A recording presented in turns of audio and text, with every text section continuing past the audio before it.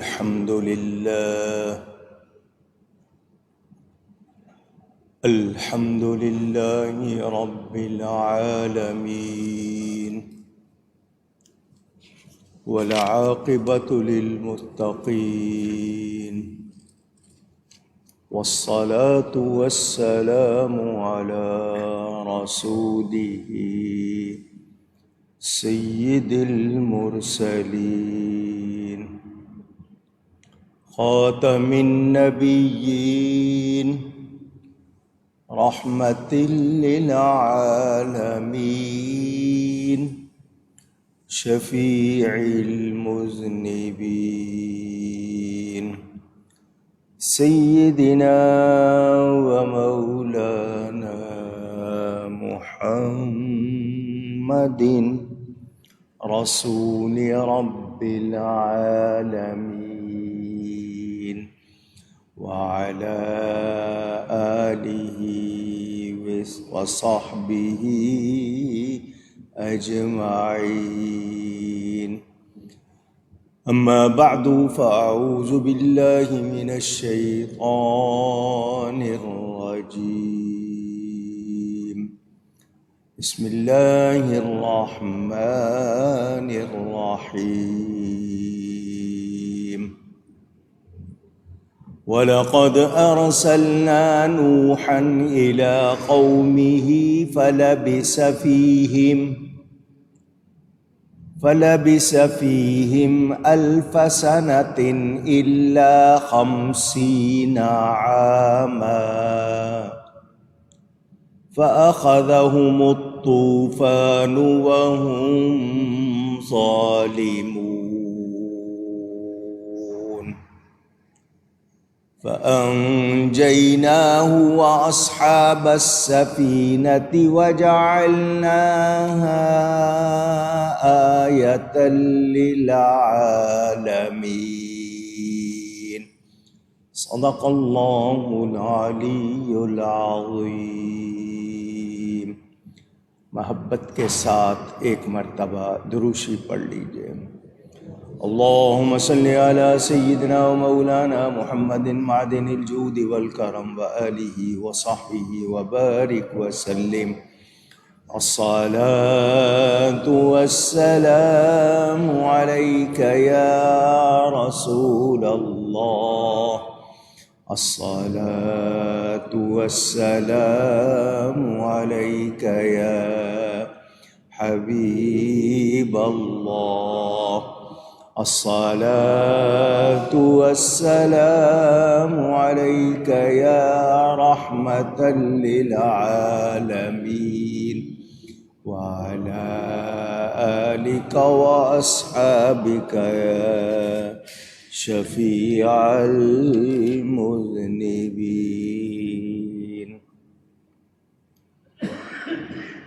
حمد و صلات کے بعد قرآن کریم کی سورۃ العنکبوت کی تفسیر کا بیان جاری ہے.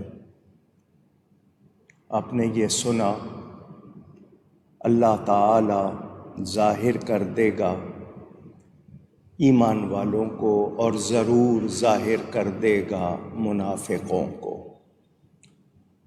یہاں دنیا میں وہ لوگوں کے ساتھ ہیر پھیر کرتے ہیں مگر اللہ سے چھپے ہوئے نہیں ہیں.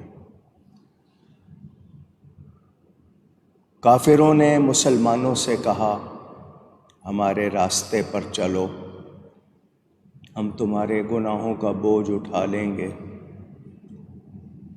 حالانکہ وہ ان کے گناہوں میں سے کچھ بھی اٹھا سکتے نہیں اور اٹھائیں گے بھی نہیں. اللہ فرماتا بے شک وہ جھوٹے ہیں اور بے شک ضرور اپنے بوجھ اٹھائیں گے اور اپنے بوجھوں کے ساتھ اور زیادہ بوجھ، اور ضرور قیامت کے دن پوچھے جائیں گے جو کچھ بہتان اٹھاتے تھے.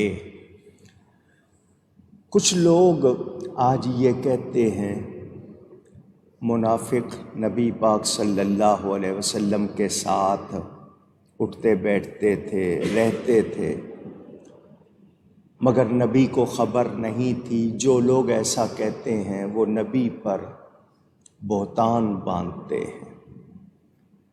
اللہ کی عطا سے نبی بے خبر نہیں تھے، اور واضح طور پر موجود ہے۔ حضور صلی اللہ علیہ وسلم نے خود اعلان فرمایا، منافقوں کے لیے فرمایا میری مسجد سے نکل جاؤ۔ وہ بیٹھے رہے، انہوں نے کہا ان کو کیا خبر؟ حضور نے فرمایا اٹھتے ہو یا نام لوں؟ وہ پھر بھی بیٹھے رہے کہ ان کو کیا خبر؟ نبی پاک نے ایک ایک کا نام لیا، او فلانے کے بیٹے فلانے، او فلانے کے بیٹے فلانے، نکل جاؤ۔ اب نام لے لیے تھے تو دو ہی باتیں ہیں، یا تو وہ توبہ کر کے سیدھے ہو جاتے، اور یا پھر یہ کہ مزید بگڑ جاتے۔ ان لوگوں نے سچے دل سے ایمان قبول نہیں کیا، تو اللہ تعالیٰ نے فرما دیا اللہ ظاہر کر دے گا، کیونکہ کوئی بھی اللہ سے چھپا ہوا نہیں، دنیا میں بھی اور آخرت میں بھی بے نقاب ہو جائیں گے، یہ ظاہر ہو کر رہیں گے۔ کفار مکہ نے عام مسلمانوں سے کہا کہ تم ہمارے راستے پر آ جاؤ، ہمارا دین قبول کر لو جو تمہارے باپ دادے کا، یعنی بت پرستی۔ اگر تمہاری کچھ اس پر پوچھ پڑتال ہوئی، کوئی پکڑ ہوئی تو ہم بھگت لیں گے، تم کو سزا نہیں ہونے دیں گے۔ اس پر یہ آیت اتری کہ یہ کچھ بھی دوسروں کا بوجھ اٹھا سکتے نہیں، نہ اٹھائیں گے، بلکہ ان پر بوجھ ہوگا کیونکہ انہوں نے برائی سکھائی ہے۔ برائی سکھانے کی وجہ سے جتنے لوگ سیکھ کر برائی کریں گے ان کا بوجھ بھی ان پر ہوگا۔ یہاں سے پتہ چلا کہ کوئی بھی شخص جو برائی کی طرف بلائے یا برائی کا طریقہ سکھائے، وہ یاد رہے آپ کو کہ وہ دوسروں کی بھی برائی کو اپنے اوپر لے لیتا ہے۔ ہم آج شاید دنیا کے مفاد کے لیے، اپنی کسی سہولت کے لیے بھول جاتے ہیں ایمان کو، حالانکہ ایمان کی اہمیت سب سے زیادہ ہے۔ تو انسان کو ایمان سب سے زیادہ پیارا ہونا چاہیے۔ مہربانی۔ جو لوگ ایمان کی قدر نہیں کرتے، پھر انہیں طرح طرح کے مصائب اور مشکلات کا سامنا رہتا ہے۔ کہتے ہیں نا انسان کو پکا ہونا چاہیے، مومن ہے تو پکا مومن ہو، یہ ڈھیل مل، ڈھیلا پن، لچک والی بات نہیں، بلکہ چٹان کی طرح مضبوط ہونا چاہیے۔ وہ کہہ رہے ہیں جی دیکھو قیامت میں اگر کوئی تمہارا مواخذہ ہوا، تم سے پوچھ پڑتال ہوئی تو ہم اٹھا لیں، تم کیا اٹھاؤ گے؟ اللہ نے ان کے لیے صاف جواب دے دیا۔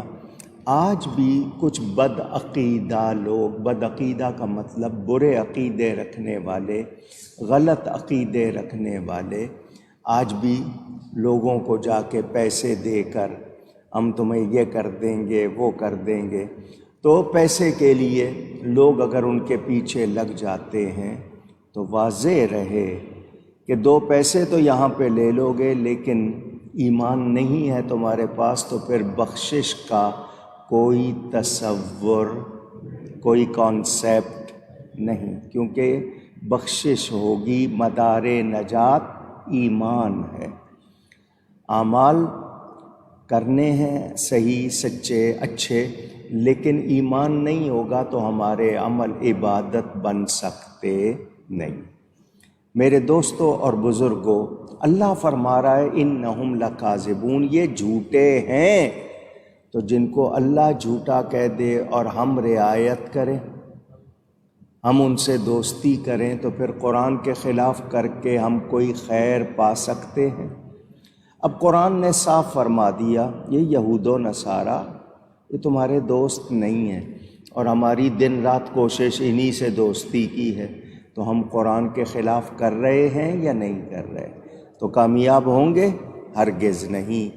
یاد رہے جو کسی کے کہنے پر گمراہ ہوگا تو جس نے گمراہی سکھائی، جس نے گمراہی کے لیے راغب کیا، گمراہی کی طرف لگایا، تو جتنے آگے پیروی کریں گے ان سب کا بوجھ بھی وہ دعوت دینے والے کے سر پر ہوگا۔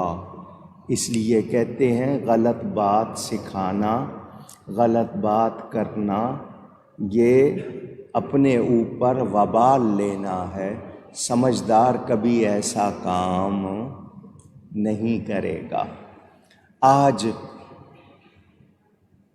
غیروں کے ایجنٹ کا مطلب اعلی کار، ان کا کام کرنے والے، ان سے پیسے لے کر، ان سے رعایتیں لے کر مسلمانوں کو لڑواتے ہیں، نبی کے خلاف، قرآن کے خلاف، صحابہ کے خلاف، نبی کے گھر والوں کے خلاف، اہل بیت اطہار، اولیاء کے خلاف۔ یہ سب کے سب سیدھے راستے سے ہٹانے والے ہیں۔ دھیان دیجیے گا، میں آپ کو بتاؤں شیطان نے کیا کہا تھا؟ لَأَقْعُدَنَّ لَهُمْ صِرَاطَكَ الْمُسْتَقِيمَ، یا اللہ میں تیرے سیدھے راستے پر بیٹھوں گا۔ یہ شیطان نے اللہ کو کہا کہ میں لوگوں کو گمراہ کرنے کے لیے کون سے راستے پر بیٹھوں گا؟ تیرے، کہیے گا، تیرے سیدھے راستے پر۔ کیا مطلب؟ جو غلط راستے پہ ہیں ان پر تو محنت کی ضرورت نہیں، وہ تو ہیں ہی غلط راستے پر، میں بیٹھوں گا سیدھے راستے پر، یعنی جو صحیح لوگ ہوں گے ان کو بگاڑنے کی کوشش کروں گا۔ مجھے بتائیں کبھی سنیما ہال میں آپ نے کسی کو تبلیغ کرتے ہوئے دیکھا؟ پوچھ رہا ہوں۔ ساحل سمندر پر جہاں لوگ ننگے ہو کے نہاتے ہیں وہاں تبلیغ کرتے دیکھا؟ شراب کی دکان پر؟ پوچھ رہا ہوں۔ جوئے کے اڈے پر جہاں برائیاں ہوتی ہیں وہاں نہیں۔ یہ لوگ کہاں آتے ہیں؟ سنیوں کی مسجدوں میں، سنیوں کے دروازوں پر، سنیوں کے مزارات پر، وہاں آتے ہیں۔ کیوں؟ شیطان نے کہا تھا سیدھے راستے پر، تو یہ سیدھے راستے والوں کو ہٹانا چاہتے ہیں۔ تو یہ کس کا کام کر رہے ہیں؟ پوچھ رہا ہوں، شیطان کا۔ تو ان کا مطلب کیا ہے کہ جو صحیح راستے پہ ہیں ان کو گمراہ کر دیں۔ تو جو گمراہ ہیں ان کو تو انہوں نے کچھ کہنا نہیں ہے کیونکہ وہ تو ان کے طریقے پر ہیں۔ تو یہ لوگ آپ لوگوں کو خراب کرنے کی کوشش کر رہے ہیں اور بتائیں گے کہ نہیں جی ہم اللہ رسول کی باتیں کرتے ہیں۔ تو اللہ رسول کی باتیں کرنے کے لیے تمہیں جو لوگ پہلے سے ہی مسجد میں بیٹھے ہیں، مثلا مسجد نبوی میں بیٹھے ہیں، وہاں سے لوگوں کو اٹھا کے لے جاتے ہیں، کعبۃ اللہ سے لے جاتے ہیں، سنیوں کی مسجدوں میں آ کے، تو جو پہلے ہی اللہ کے گھر میں بیٹھا ہے اس کو تم کہاں لے جا رہے ہو؟ تو مقصد جو مسجد درار بنائی تھی انہوں نے مسجد نبوی میں، اس میں نہیں آتے تھے لیکن اس کے مقابلے پر مسجد درار بنا لی، قرآن میں ہے، منافقوں نے بنائی تھی۔ اللہ نے فرمایا یہ لوگوں کو، مسلمانوں کو توڑنے کے لیے بنائی ہے، اس کا مقصد ایمان تقوی نہیں ہے، یہ لوگوں کو نقصان پہنچانے کے لیے۔ تو حالانکہ اس کو اللہ ہی نے مسجد کہا، اللہ نے بھی اس کو مسجد ہی کہا۔ تو یاد رہے یہ لوگ جو بگاڑنے والے ہیں یہ سب کا وبال لے رہے ہیں۔ اب اللہ کی عطا سے نبی شان والے ہیں یہ مانتے نہیں، کبھی نبی کے علم کا انکار، کبھی نبی کے معجزات کا انکار، کبھی نبی کی شان میں جو باتیں قرآن میں آئی ہیں، حدیث میں آئی ہیں ان کا انکار۔ تو بتائیے یہ غلط راستے پہ لے جا رہے ہیں یا نہیں لے جا رہے ہیں؟ تو جس نے برائی کے طریقے کی بنیاد رکھی اور اس کے بعد لوگ گمراہ ہوئے تو تمام لوگوں کا گناہ جمع ہو کر، سب کو گناہ ملے گا، ان سب کا جمع ہو کر اس شخص کو ملے گا جس نے برائی سکھائی، جس نے برائی کی راہ پہ لگایا، کیونکہ وہ ان سب کا بڑا تھا۔ تو یاد رہے، ہم اسی لیے کہتے ہیں کہ ایمان کی حفاظت کرو، اور ایمان کی حفاظت کے لیے اللہ والوں کا دامن تھامنا پڑتا ہے، کیونکہ شیطان نے کہا تھا میں سب کو گمراہ کروں گا، لیکن جو تیرے مخلص بندے ہیں وہ میرے قابو میں نہیں آئیں گے۔ تو ہم اللہ کے ان مخلص بندوں کا دامن پکڑ لیتے ہیں تو شیطان سے بچ جاتے ہیں۔ میرے دوستوں اور بزرگوں، ہمارا اپنا بوجھ کم ہے جو ہم اوپر گناہوں کا بوجھ ڈالیں، اور پھر یہ کہ جو سچ کو، حقیقت کو قبول نہیں کرے گا وہ کبھی کامیاب ہو سکتا نہیں۔ تو یاد رہے، یہ دین متین نبی پاک صلی اللہ علیہ وسلم سے ملا، صحابہ کرام، پھر اولیاء، علماء، تو ہم نے اسی طریقے پہ رہنا ہے۔ حضور نے فرما دیا تھا ما انا علیہ و اصحابی، کہ میرے اور میرے صحابہ کے طریقے پر ہوں گے، تو ہم نے اس طریقے کو چھوڑنا اونچی نہیں، اس پر رہنا ہے۔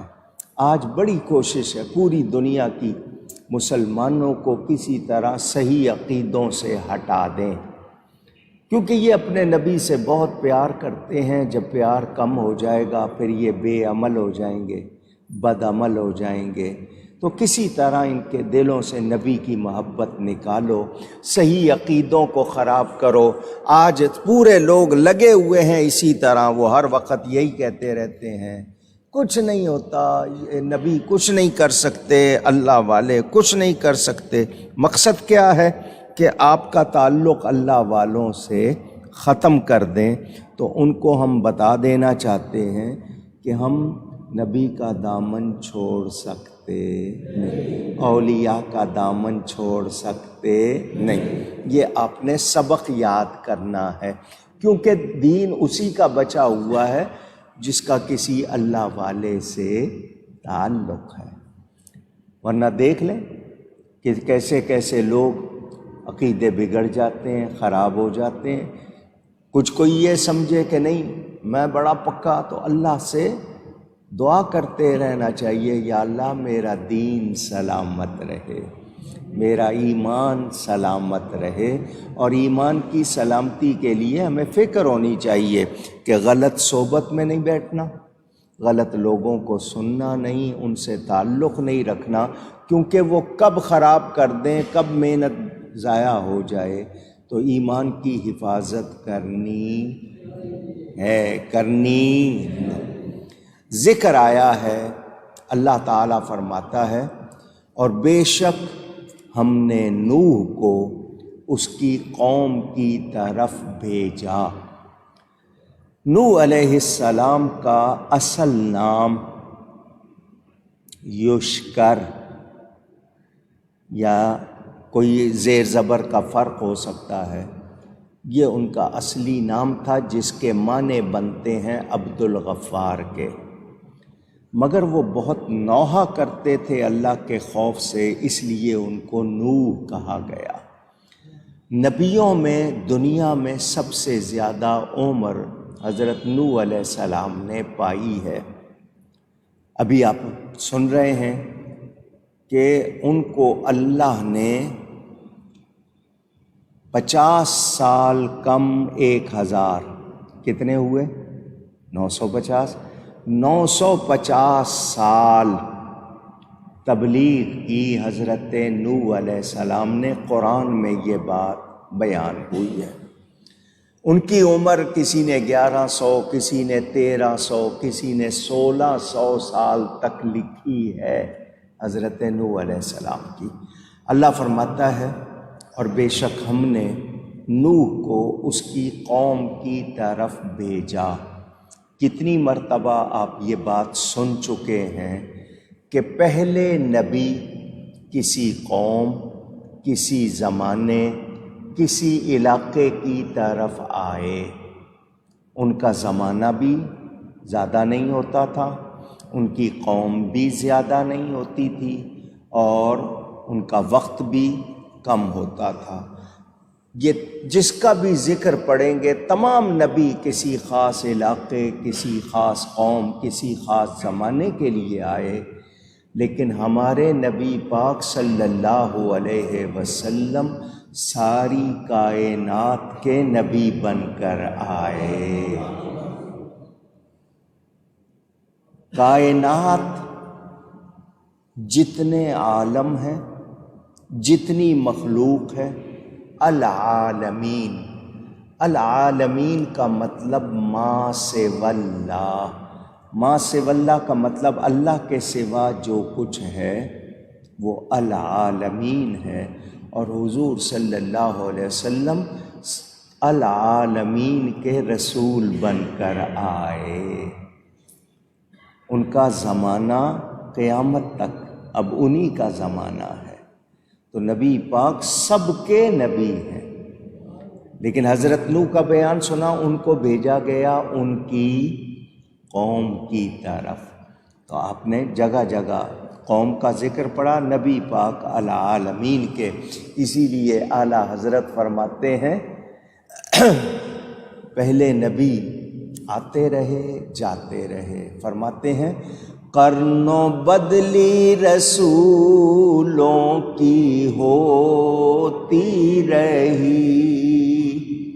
قرن زمانے کو کہتے ہیں، 10 سال سے لے کر 100 سال تک، یا جتنا بھی مدت، قرنوں یعنی صدیوں تک رسول آتے جاتے رہے۔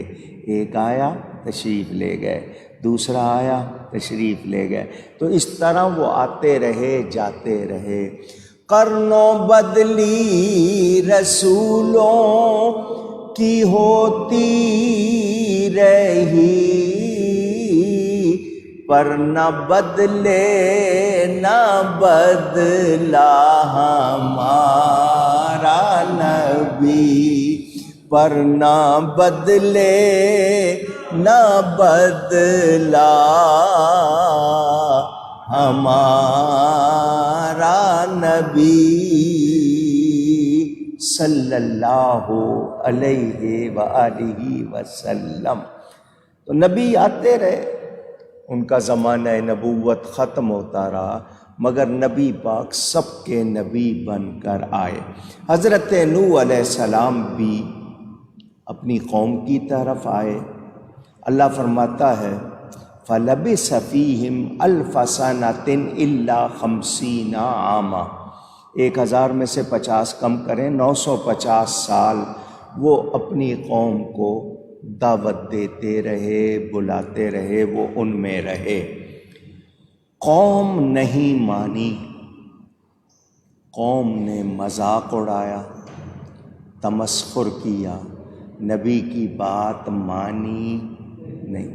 مسلمان ہونے والے لوگ صرف 80، 70 اور 10، 80 پیپل اونلی،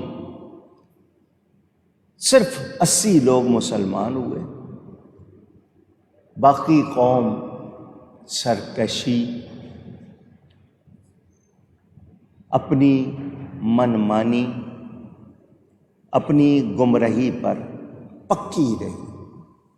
حضرت نوح علیہ السلام کو طرح طرح سے تنگ کرتے رہے، ان پر فقرے کستے رہے، ان کی برائی کرتے رہے۔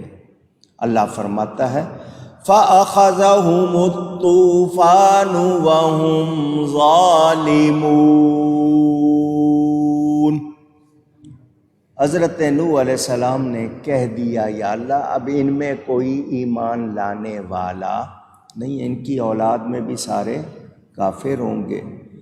انہوں نے دعائے ضرر، دعائے ہلاکت، جس کو اردو میں آپ بد دعا کہتے ہیں، وہ کر دی۔ طوفان آ گیا، اور وہ سارے کون تھے؟ اللہ خود فرما رہا ہے وہ ظالم تھے، جنہوں نے سچ کو قبول نہیں کیا انہوں نے اپنے اوپر ظلم کیا۔ آج بھی آپ کے ارد گرد بہت سے لوگ سچ کو مانتے نہیں، تو وہ کیا کرتے ہیں؟ اپنے اوپر ظلم کرتے ہیں۔ تو جو ظلم کرتا ہے، قرآن نے صاف کہہ دیا اللہ ظالموں کو ہدایت نہیں دیتا۔ ظلم کی تعریف آپ کو بار بار بتاتا ہوں، وضع الشیء فی غیر موضعہ، کسی چیز کو اس کے صحیح مقام کی بجائے غلط جگہ رکھنا۔ کام کسی نے کیا، نام کسی کا لے دینا، جرم کسی کا ہے، بتانا کسی اور کا، سچ کو جھوٹ کہنا، جھوٹ کو سچ کہنا۔ آیت اتری ہے بتوں کے بارے میں، کافروں کے بارے میں، لگا دینا مسلمانوں پر، اس کو کیا کہتے ہیں؟ ظلم، اور ظالموں کے لیے ہدایت نہیں۔ تو اللہ فرماتا ہے ان کو طوفان نے آ لیا اور وہ ظالم تھے۔ پتہ چلا حضرت نوح علیہ السلام 950 سال تبلیغ کرتے ہیں۔ بتایا جاتا ہے کہ یہ حضرت آدم علیہ السلام کے تقریباً 1600 کتنے سال کے بعد دنیا میں آئے حضرت نوح علیہ السلام۔ عراق کے قریب کوئی جگہ تھی، کوئی گاؤں تھا جہاں آپ پیدا ہوئے۔ 40 سال کی عمر میں اعلان نبوت کیا۔ نبی پیدا ہی نبی ہوتا ہے، یہ آپ کو بتایا۔ یہ نہیں کہیں گے 40 سال کی عمر میں نبی بنے، یعنی اعلان کیا۔ 950 سال تبلیغ فرمائی، لیکن قوم نہیں مانی، طوفان آیا۔ ایسا طوفان کہ سب کچھ ختم ہو گیا۔ کشتی بنائی اللہ کے حکم سے۔ اس کشتی کی 3 منزلیں تھیں۔ ایک منزل میں رینگنے والے جانور، کیڑے مکوڑے، دوسرے میں چوپائے وغیرہ، اور ایک منزل پر انسان۔ یہ بقائے نسل کے لیے، نسل باقی رکھنے کے لیے جانور وغیرہ بھی اس کشتی میں تھے۔ کشتی پانی پر تیرتی رہی، جودی پہاڑ کے پاس جا کر رکی، پانی اتر گیا۔ حضرت نوح علیہ السلام کے 3 بیٹے تھے، جو 7 مسلمان تھے، 80 وہ بھی انتقال کر گئے۔ آپ کے 3 بیٹے تھے، حام، سام، یافس۔ اب ان کی اولاد پوری دنیا میں پھیلی ہوئی ہے۔ حضرت نوح علیہ السلام اس طوفان کے بعد بھی کئی 100 برس دنیا میں رہے۔ یہ 950 برس تبلیغ کی مدت ہے، آپ کی عمر شریف نہیں ہے، ذہن میں رہے۔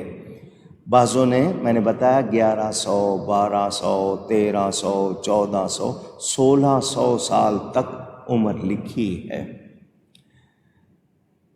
یہ حضور صلی اللہ علیہ وسلم کو بتایا جا رہا ہے، اے میرے حبیب، آپ سے پہلے جن نبیوں کو ہم نے بھیجا ان کے ساتھ دیکھیں کیا کیا ہوا۔ یہ نبی پاک کو تسلی اللہ کی طرف سے دی جا رہی ہے کہ نوح علیہ السلام بھی آئے تھے، انہوں نے تبلیغ کی تھی، لیکن کیا ہوا بتا دیا۔ تو آپ یہ جو کافر باتیں کر رہے ہیں ان کی وجہ سے ملول نہ ہوں، رنجیدہ نہ ہوں۔ اللہ اپنے حبیب کی تسکین اور تسلی کا سامان فرما رہا ہے۔ اللہ تعالیٰ نے بتا دیا کہ نوح علیہ السلام کو جو نہیں مانتے تھے وہ کون تھے؟ ظالم۔ فَأَنْجَيْنَاهُ وَأَصْحَابَ السَّفِينَةِ وَجَعَلْنَاهَا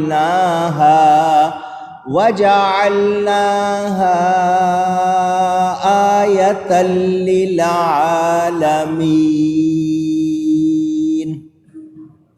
تو ہم نے نوح علیہ السلام کو اور ان کے ساتھ جو کشتی میں تھے ان کو بچا لیا اور اس کشتی کو سارے جہان کے لیے نشانی بنا دیا۔ کیا بنا دیا؟ نشانی بنا۔ اللہ فرما رہا ہے، اندازہ کریں نبیوں سے جو چیز وابستہ ہو جاتی ہے، متعلق ہو جاتی ہے، جس کا تعلق ہو جاتا ہے، اللہ اس کو بھی نشانی بنا دیتا ہے۔ اندازہ کریں تو نبی پاک کی وابستہ چیزیں ہمارے لیے کتنی اہم اور کتنی متبرک ہیں۔ اللہ فرماتا ہے نوح علیہ السلام کا ذکر، اب آگے ذکر فرمایا وَإِبْرَاهِيمَ إِذْ قَالَ لِقَوْمِهِ اعْبُدُوا اللَّهَ وَاتَّقُوهُ، اور ابراہیم کو جب اس نے اپنی قوم سے فرمایا کہ اللہ کی عبادت کرو اور اللہ سے ڈرو۔ پہلے ذکر کس کا کیا؟ نوح علیہ السلام کا، پھر ذکر آیا ابراہیم علیہ السلام کا۔ میرے دوستوں اور بزرگوں، نوح علیہ السلام میں نے آپ کو بتایا ان کی زندگی چند انسانوں تک محدود تھی۔ انہیں نبی پاک صلی اللہ علیہ وسلم کی طرح ساری کائنات کا نبی نہیں بنایا گیا تھا۔ نوح علیہ السلام بڑی شان والے، اللہ کے ہر نبی کی شان بہت، ہمارے نبی سب سے اعلیٰ۔ ہم کسی نبی کو ادنا نہیں کہہ سکتے مگر اپنے نبی کو اعلیٰ کہتے ہیں، تو سارے نبی شان والے ہیں۔ حضرت نوح علیہ السلام وہ پہلے نبی ہیں جو بتوں کے پجاریوں کی طرف بھیجے گئے، کیونکہ اس سے پہلے بتوں کی پوجا کا سلسلہ نہیں پھیلا تھا۔ یہ بت پرستی کا آغاز حضرت نوح علیہ السلام کی امت میں شروع ہوا۔ حضرت نوح علیہ السلام نے ان کو بچنے کی تلقین کی اور سمجھایا، دعوت دی، مگر قوم نہیں مانی۔ حضرت آدم علیہ السلام جب آئے تھے تو ان کی تو آگے صرف ان کی اولاد تھی، وہ اپنی اولاد کے نبی تھے۔ اس وقت عام لوگ تو تھے نہیں، صرف ان سے ہی لوگوں کا سلسلہ شروع ہوا۔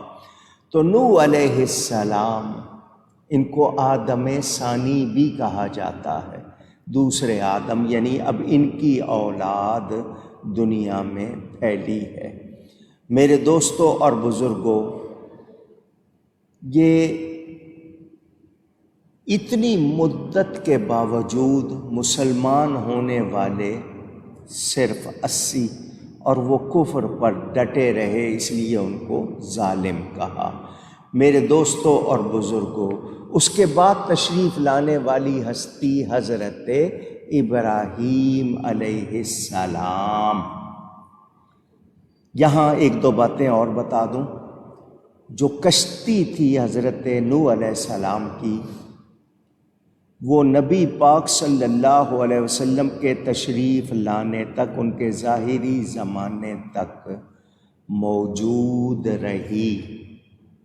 بتایا جاتا ہے کہ وہ موجود رہی تھی۔ یہ بھی بتایا جاتا ہے کہ نبی پاک صلی اللہ علیہ وسلم اور طوفان نوح کے درمیان تقریباً 4000 سال کا عرصہ گزرا، واللہ تعالی اعلم۔ حضرت نوح علیہ السلام کی عمر میں نے وہ بھی آپ کو بتا دی۔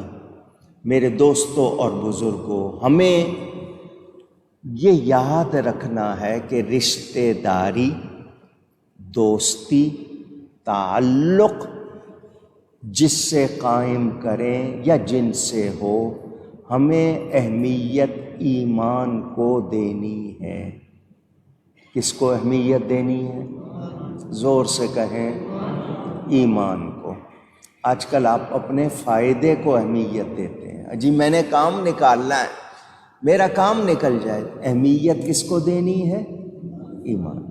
ایمان اگر ویسے دنیا کا کام ہے وہ کسی سے کروا رہے ہیں، لیکن اس کے لیے آپ کے دل میں جگہ بن جائے، آپ اس شخص کو ایمان سے زیادہ اہمیت دیں، تو یہ درست نہیں ہوگا۔ تو ذہن میں رہے ہمیں کس کی صحبت میں بیٹھنا ہے، کن کی مجلس میں جانا ہے، کن کی کتابیں پڑھنی ہیں، ایمان والوں کی۔ غلط لوگوں کی صحبت سے بھی بچنا ہے، غلط لوگوں کی محفل سے بھی بچنا۔ کیوں؟ کون سی بات اندر جگہ بنا لے اور ہم بگڑ جائیں؟ کون سی بات اثر کر گئی اور ہمارا عقیدہ خراب ہو گیا؟ تو ہمیں غلط لوگوں کی صحبت میں نہ بیٹھنا ہے، نہ ان کو سننا ہے، نہ ان سے دوستیاں کرنی ہیں۔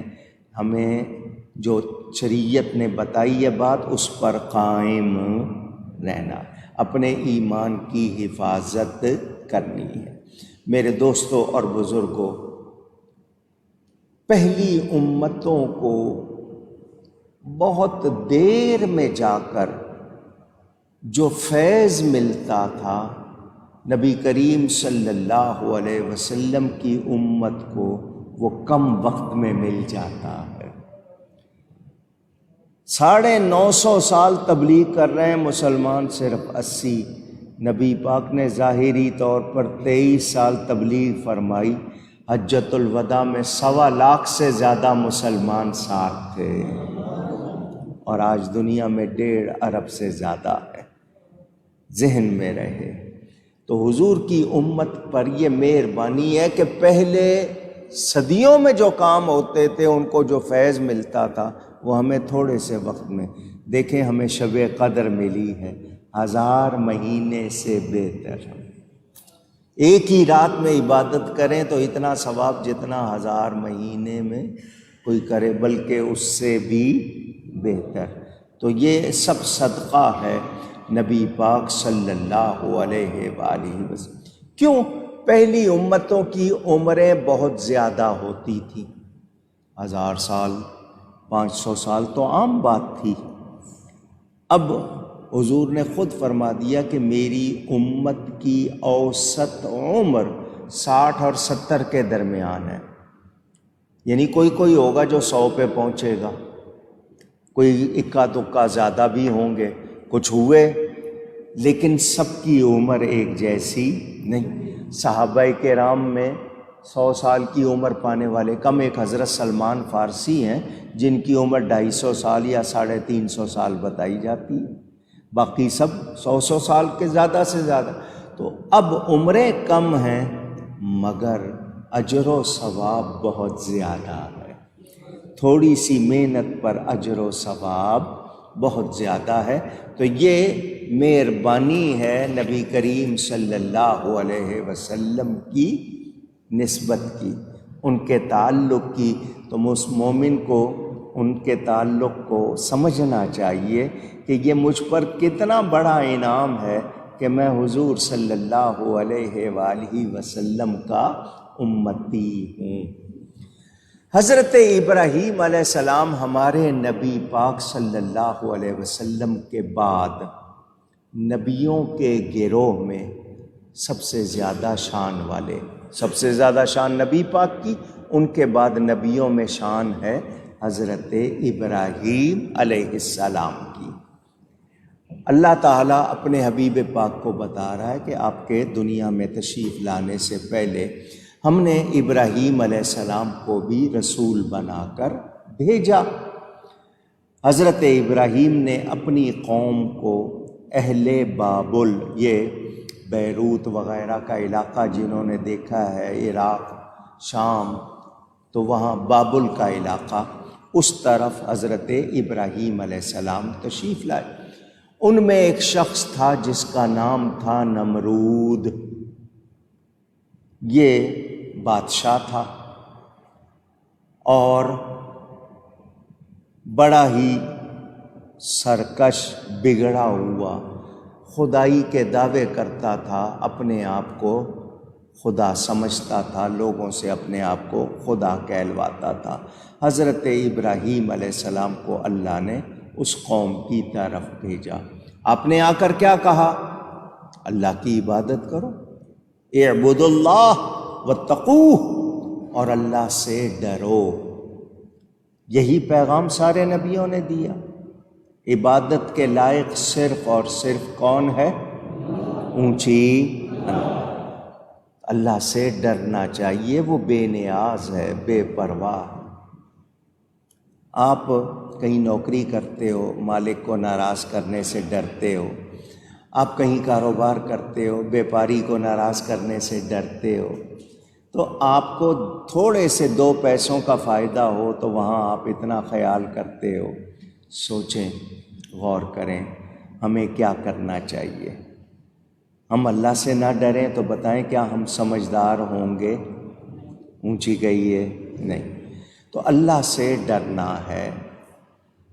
بت میں آپ کو کئی مرتبہ بتا چکا، بت نہ کچھ کر سکتے ہیں، نہ فائدہ نہ نقصان۔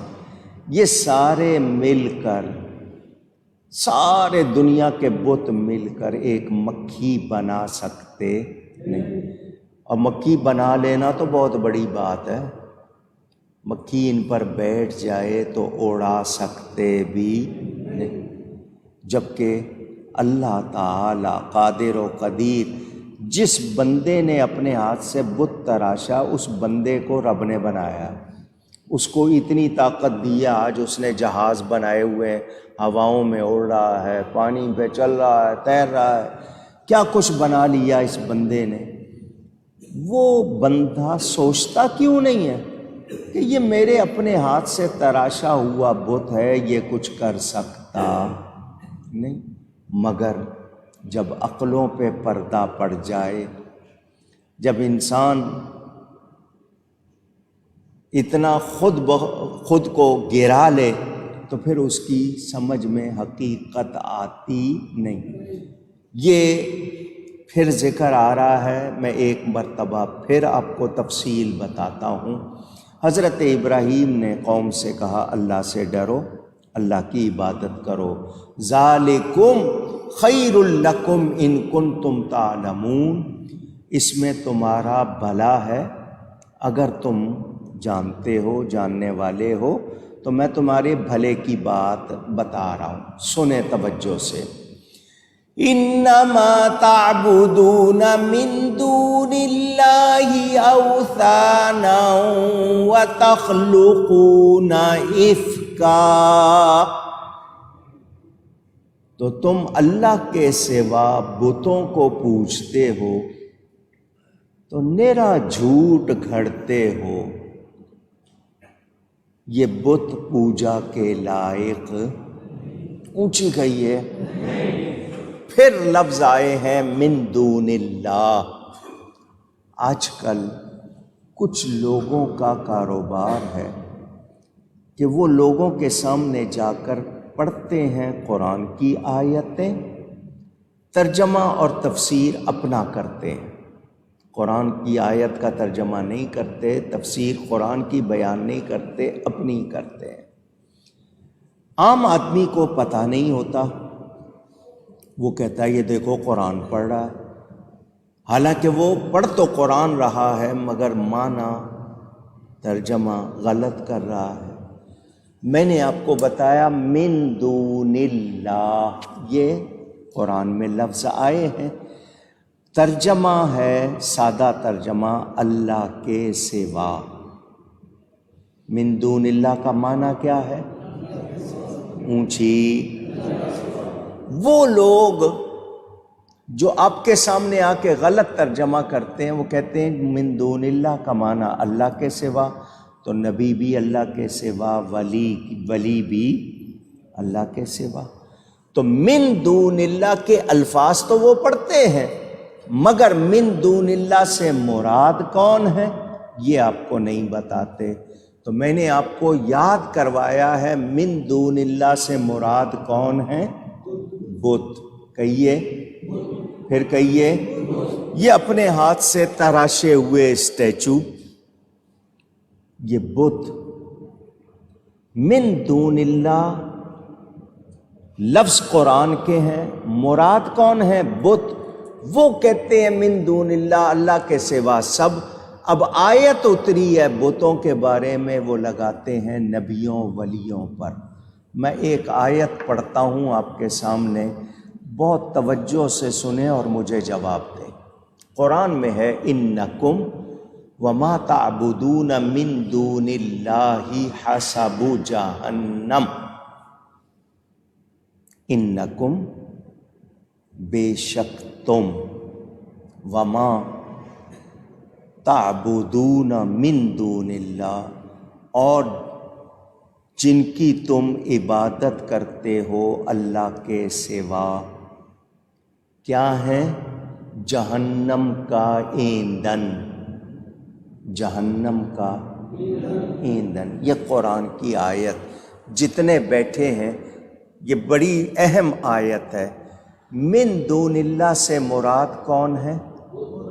مجھے بتاؤ، ہم کسی نبی ولی کی پوجا کرتے ہیں؟ پوجا، عبادت، پرستش، ورشپ، کن کا ذکر ہے؟ بتوں کا۔ اللہ فرماتا ہے بے شک تم اور تمہارے من دون اللہ جہنم کا ایندھن ہیں۔ جو بات آپ کو سمجھانی، اگر من دون اللہ سے مراد نبی ولی ہیں تو پھر کیا ترجمہ کرو گے؟ کیا ان کو جہنم کا ایندھن کہہ سکو گے؟ معاذ اللہ۔ تو مراد کون ہے؟ یہ ایٹم بم ہے۔ یہ آیت اتنی کہ من دون اللہ سے مراد کون ہے؟ بت۔ اور یہ نبیوں ولیوں کو کہتے ہیں۔ تو یاد رہے، ہم یا کوئی بھی نبی ولی کی پوجا کرتا نہیں۔ صحابہ کرام نے دیکھا اونٹوں نے، درختوں نے، بکریوں نے نبی پاک کو سجدہ کیا، صحابہ دیکھ رہے ہیں۔ عرض کی حضور ہم زیادہ حق رکھتے ہیں کہ ہم آپ کو سجدہ کریں، ہم زیادہ حق رکھتے ہیں کہ ہم آپ کو سجدہ کریں۔ صحابہ نے سجدے کے قابل سمجھا یا نہیں سمجھا؟ پوچھ رہا ہوں۔ حضور نے منع فرما دیا، حضور نے منع فرما دیا، فرمایا اللہ کے سوا کسی کو سجدہ جائز نہیں۔ عبادت کی نیت سے اللہ کے سوا کسی کو سجدہ کیا جائے گا تو شرک ہو جائے گا۔ عبادت کی نیت سے، تعظیم کی نیت سے کیا جائے گا حرام ہوگا۔ پہلی شریعتوں میں حلال تھا۔ حضرت یوسف علیہ السلام کا ذکر، 11 ستارے اور چاند سورج ان کو سجدہ کر رہے ہیں، قرآن میں ذکر ہے۔ حضرت آدم علیہ السلام کے لیے اللہ نے خود فرشتوں کو حکم دیا سجدہ کرو، وہ سجدہ تعظیمی تھا۔ ہماری شریعت میں سجدہ تعظیمی بھی جائز، اگر کوئی کرے گا تو وہ مشرک نہیں ہوگا، وہ گناہ گار ہوگا، کیونکہ اس نے وہ کام کیا جس کی اجازت نہیں، تو وہ گناہ گار ہوگا۔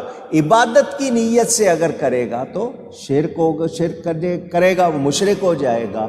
تو اب آپ نے سن لیا، صحابہ نے اجازت مانگی، حضور نے منع فرما دیا، یہاں تک فرمایا اللہ کے سوا کسی کو سجدہ جائز ہوتا تو میں عورت کو حکم دیتا اپنے شوہر کو سجدہ کرے۔ لیکن نبی پاک نے سجدہ تعظیمی سے بھی منع کر دیا۔ نبی پاک ظاہری موجود ہیں، کوئی سجدہ نہیں کر رہا، تو ہم کسی نبی ولی کی عبادت نہیں کرتے، تعظیم کرتے ہیں، اور تعظیم بھی وہ کرتے ہیں جو جائز ہے۔ جو جائز نہیں ہے، اب سجدہ تعظیمی ہم کرتے نہیں کیونکہ وہ جائز نہیں۔ تو اب وہ لوگ جو کہتے ہیں نہیں من دون اللہ سے مراد اللہ کے سوا، اور اللہ کے سوا نبی بھی ولی بھی، آیت اتری ہے بتوں کے بارے میں، لگا رہے ہیں نبیوں پر، تو ظلم کر رہے ہیں یا نہیں؟ اور میں نے آپ کو یہ کتنی مرتبہ بتایا، حضرت عمر فاروق کے بیٹے حضرت عبداللہ بن عمر رضی اللہ عنہما محدث صحابی ہیں، بخاری شریف میں ان کا یہ قول موجود ہے کہ امت میں سب سے برے لوگ وہ ہیں جو کافروں بتوں کے بارے میں اتری ہوئی آیتیں مسلمانوں پہ لگاتے ہیں۔ آیت اتری ہے بت کے بارے میں، کافر کے بارے میں، فٹ کر رہے ہیں مسلمانوں پر۔ حضرت عمر کے بیٹے کہہ رہے ہیں یہ سب سے برے لوگ، اور آج کل کچھ لوگوں کا کاروبار ہی یہی ہے۔ تو آپ کو پتہ نہیں ہے، آپ کے سامنے وہ آیت پڑھے گا، آپ کو نہیں پتہ بت کے بارے میں کس کے بارے میں۔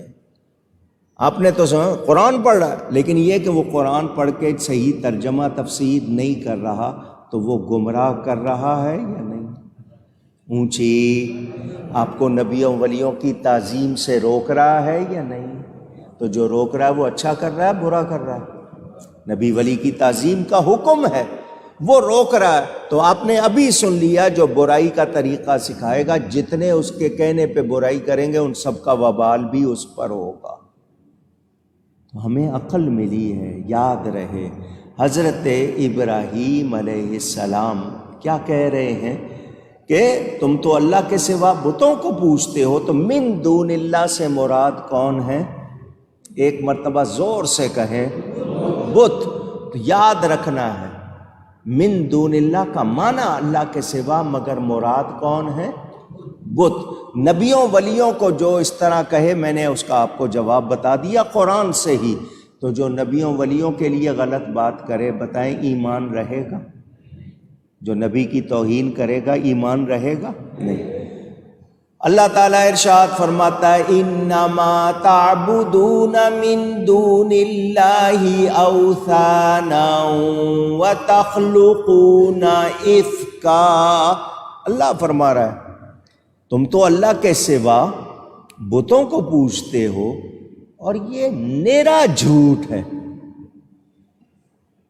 یہ جو کر رہے ہو تم، یہ گڑ رہے ہو، یہ نیرا جھوٹ ہے، یعنی اس میں معمولی سی بھی گنجائش نہیں صحیح ہونے کی، یہ نیرا جھوٹ ہے۔ ان الذین تعبدون من دون اللہ لا یملکون لکم رزقا فابتغوا عند اللہ الرزق واعبدوہ واشکروا لہ۔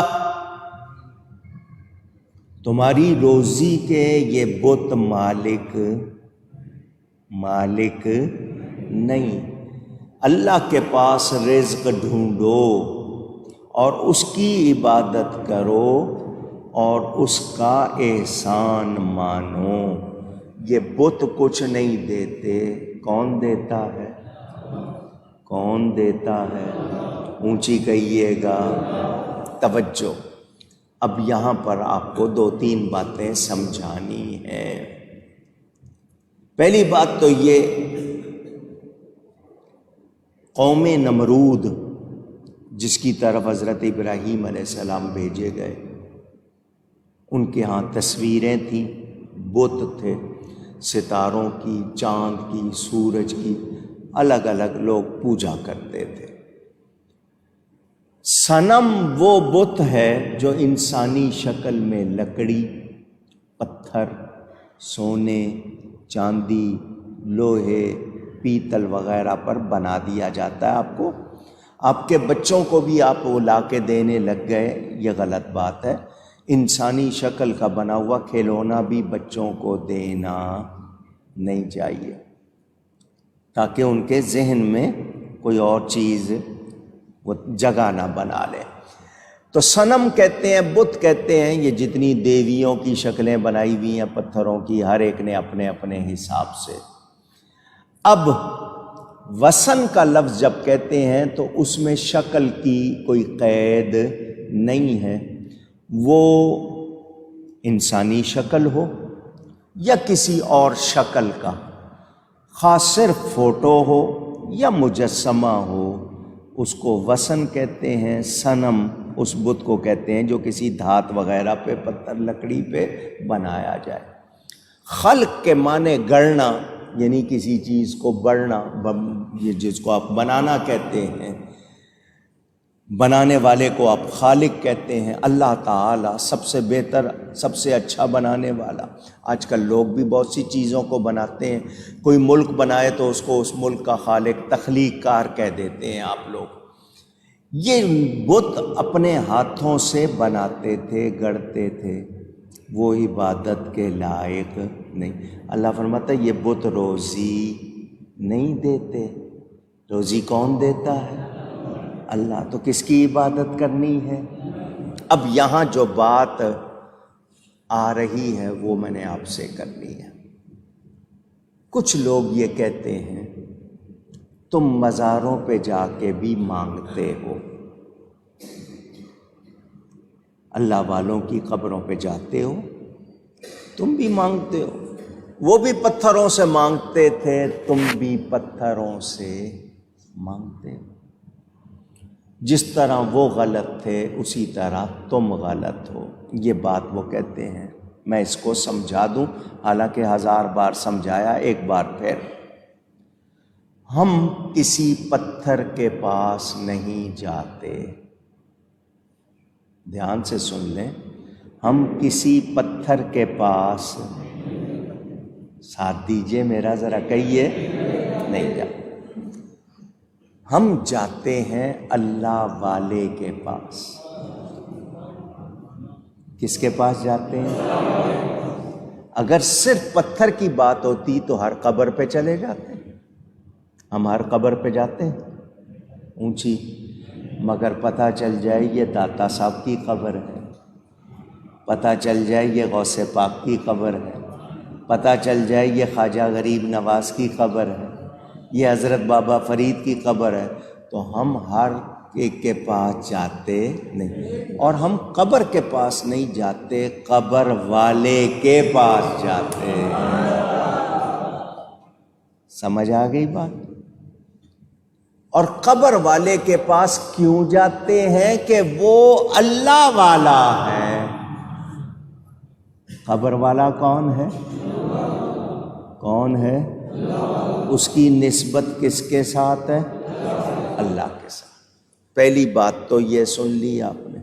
اب ایک حدیث سنا رہا ہوں آپ کو، مسند احمد میں بھی ہے، المستدرک میں بھی ہے، میری کتاب پڑھنی ہو قبر کے احکام اور آداب، میں نے اس میں لکھا ہے۔ ایک شخص نبی پاک کی قبر پر منہ رکھے ہوئے ہے، نبی پاک کی قبر پر، اونچی کہیے، زور سے کہیے، منہ کس طرح رکھے گا؟ 3 طریقے ہیں، یا تو دایاں گال قبر سے لگا ہوگا، یا بایاں رخسار، یا پھر سیدھا منہ، یہی طریقہ ہے نا، اور تو کچھ نہیں ہے۔ وہ حضور کی قبر سے لپٹا ہوا، منہ رکھے ہوئے، چوم بھی رہا ہے، منہ لگا رہا ہے۔ ایک شخص نے آ کر پیچھے سے اس کی گردن پکڑی، اور گردن پکڑ کے کہا کہ کون ہے تو اور کیا کر رہا ہے؟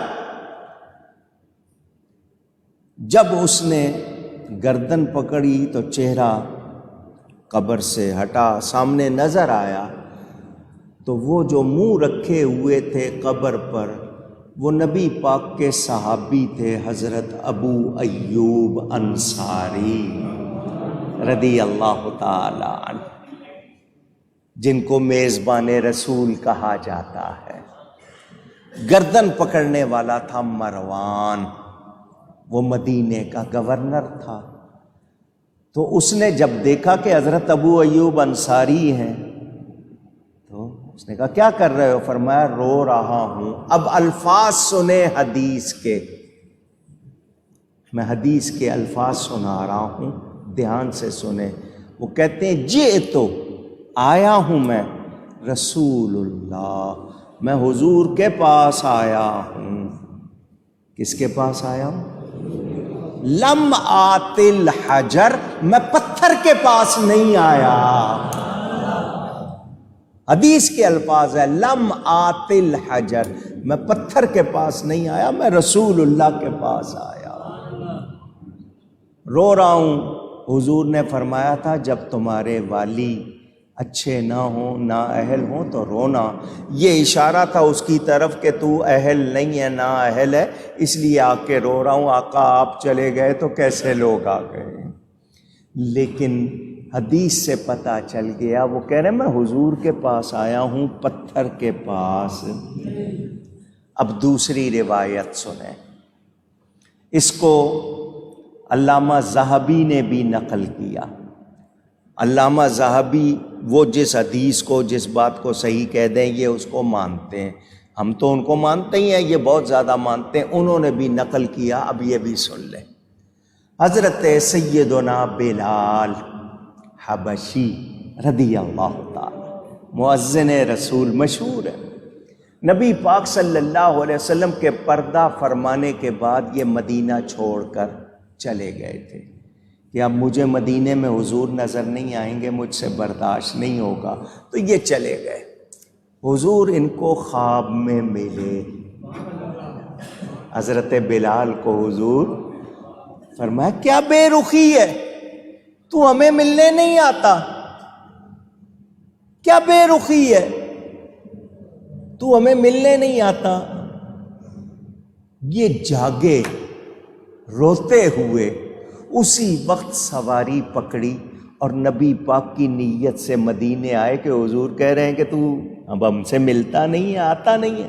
یہ سفر کر کے مدینہ آئے اور آ کر قبر رسول سے لپٹ گئے، چومتے جاتے تھے اپنے آپ کو، اس سے لگاتے جاتے تھے۔ میں نے آپ کو 2 حدیثیں سنائی ہیں، کتنی؟ اور صحابہ نبی کی قبر کو چوم بھی رہے ہیں، اپنے چہرے بھی اس سے لگا رہے ہیں۔ اب اس کام کو کوئی شرک کہے تو وہ بے سمجھ ہے یا نہیں؟ وہ بے علم ہے یا نہیں؟ اور صحابی کہہ رہے ہیں میں پتھر کے پاس نہیں آیا۔ تو جو لوگ ہمیں کہتے ہیں تم قبروں سے جا کے مانگتے ہو، ہم قبروں سے مانگتے نہیں، ہم قبروں کو پوجتے نہیں، ہم قبر پجاری نہیں ہیں۔ یہ میں نے اس لیے کہ آپ کے ذہن میں بات آ جائے، باقی تفصیل پڑھنی ہو میری کتاب پڑھیں، میں اس موضوع پر کئی مرتبہ تقریر کر چکا ہوں، چلیں سمجھاؤں۔ پروانہ کس کا عاشق ہوتا ہے؟ شمع کا، مشہور ہے پروانہ۔ وہ پرواہ نہیں کرتا اس لیے اس کو پروانہ کہتے ہیں، ٹھیک ہے؟ پروانہ شمع کا عاشق، لوگوں میں یہ بات مشہور ہے۔ جنت ماؤں کے قدموں کے نیچے حدیث ہے، اور ہماری فقہ حنفی کی سب سے معتبر کتاب در مختار، اس میں لکھا ہے ماں کے قدموں کو چومنا ایسا جیسے جنت کی چوکھٹ کو چومنا۔ تو اب ایک بیٹا ماں کے قدموں کو چومنے کے لیے جھکا، شکل کیسی ہو جائے گی؟ سجدے کی۔ نیت کیا ہے؟ چومنا یا سجدہ کرنا؟ تو کوئی کہے کہ دیکھو سجدہ ہو رہا ہے، تو اس کی نیت سجدے کی نہیں ہے، تو وہ سجدہ نہیں، وہ چومنے کے لیے جھکا ہے۔ کس لیے جھکا ہے؟ تو کوئی اگر قبر کی قدم بوسی کر رہا ہے اللہ والے کی، تو اس کا مقصد سجدہ نہیں، مگر ہم اس سے بھی منع کرتے ہیں کہ لوگوں کو شک نہ ہو جائے، ایسا نہ کرو۔ لیکن کوئی بھی اللہ کے سوا کسی کی عبادت کرتا اونچی۔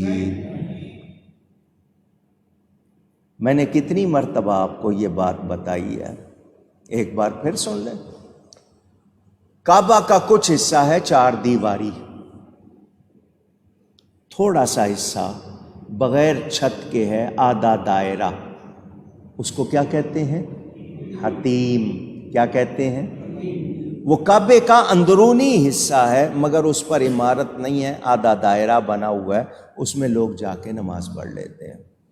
اس حتیم میں 2 قبریں ہیں، حتیم میں 2 قبریں اونچی گئے، ایک حضرت اسماعیل علیہ السلام، ایک ان کی والدہ حضرت ہاجرہ۔ یہ 2 قبریں کعبے کے اندر ہیں۔ پہلے جب تک یہ سفید پتھر نہیں لگا تھا، وہاں پر ہرے رنگ کا پتھر لگا ہوا تھا، اور اس کو حجر اسماعیل کہتے تھے۔ تاریخ موجود ہے، ابھی کتنے لوگ گواہ موجود ہیں جنہوں نے وہ حجر اسماعیل آنکھوں سے دیکھا ہوا ہے۔ 2 قبریں۔ تھانوی صاحب کہتے ہیں ایک قبر اور ہے، دیوبندیوں کے تھانوی صاحب کہتے ہیں ایک قبر اور ہے۔ حضرت مجدد الفسانی شیخ احمد فاروقی سرہندی کے خلیفہ، ان کا نام حضرت آدم بنوری تھا، وہ کہتے ہیں ان کی وفات ہوئی میزاب رحمت کے نیچے، جو چھت پہ پرنالہ لگا ہوا ہے جس سے بارش کا پانی گرتا ہے، اس کے عین نیچے ان کی وفات ہوئی۔ ان کا جسم اٹھایا جاتا تھا، اٹھتا نہیں تھا۔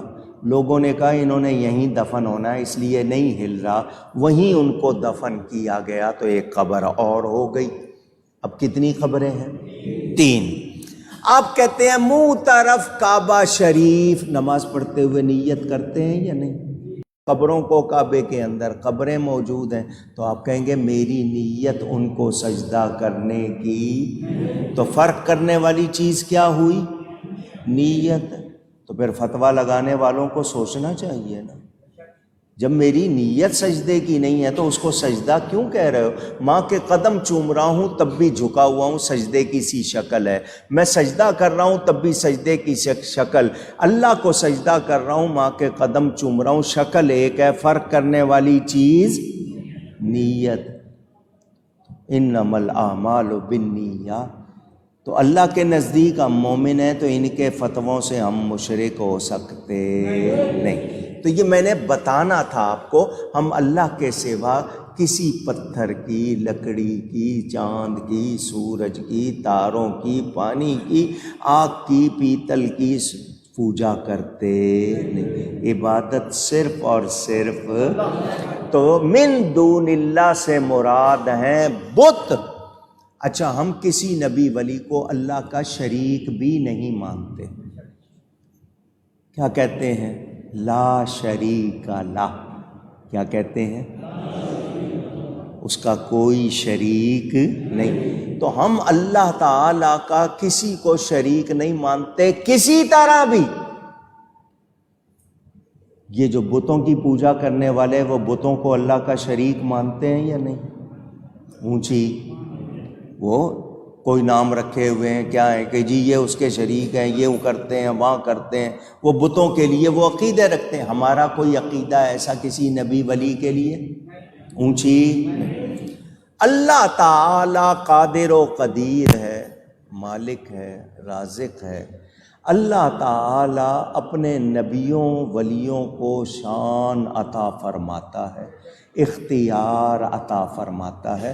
کتنی مرتبہ قرآن کی آیت پڑھی آپ کے سامنے، اللہ فرماتا ہے ھذا عطاؤنا فامنن او امسک بغیر حساب، یہ ہماری عطا ہے، جس پر چاہو احسان کرو، جس سے چاہو روک لو، کوئی حساب کتاب نہیں۔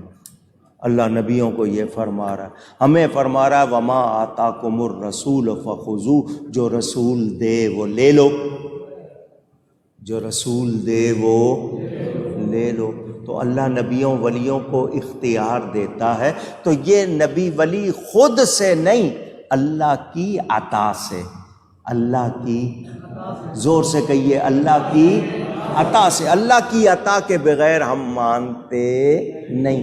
اب صحابہ حضور کے پاس آ رہے ہیں، مانگ رہے ہیں، اسألک، میں آپ سے مانگتا ہوں۔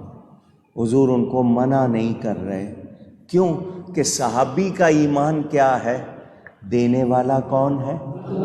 دلوانے والے رسول اللہ۔ رب ہے معطی، یہ ہے قاسم، رزق اس کا ہے کھلاتے، یہ ہے رزق اس کا ہے کھلاتے، یہ ہے، اور اس کی بخشش ان کا صدقہ دیتا وہ ہے دلاتے، یہ ہے دیتا وہ ہے دلاتے۔ ہمارا تو واضح بات ہے، نبی خود سے دیتے، نبی کو دینے کا اختیار دینے والا کون ہے؟ خود فرماتے ہیں انما انا قاسم واللہ یؤتی، اللہ عطا کرنے والا ہے، میں بانٹنے والا۔ تو دینے والا اللہ، دلوانے والے نبی۔